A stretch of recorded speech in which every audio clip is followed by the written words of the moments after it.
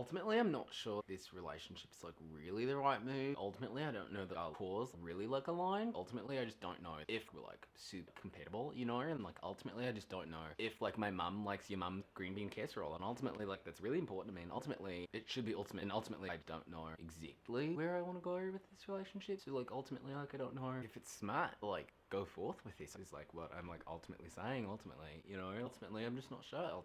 Ultimately I don't know that we'll ever really know the moon is where it is. We'll never know. Like ultimately we'll never know if Billie Jean was the baby's mom or not. We need to know. You won't know ultimately. It just seems a bit superfluous, you know. Ultimately that was a line that Taylor Momsen said in How the Grinch Stole Christmas, and then she sold us out to the devil. Ultimately, like nothing's safe. Ultimately I don't know if I'm meant to be in Cirque du Soleil or if I should be a stripper. I don't know ultimately, but like ultimately they aren't too far from each other ultimately. You know, Angelina Jolie was carrying around a fake vial of blood on her neck. I don't ultimately believe that that was truly blood ultimately, you know?